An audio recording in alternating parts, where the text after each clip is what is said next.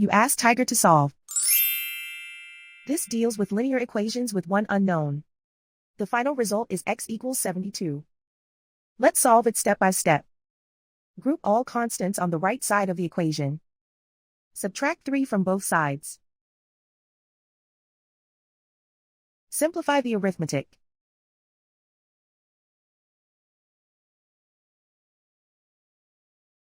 Isolate the x.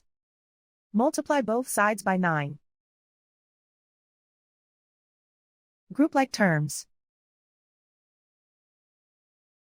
Multiply the coefficients. Simplify the fraction.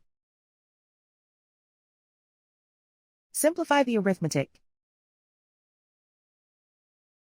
And so the final result is x equals 72.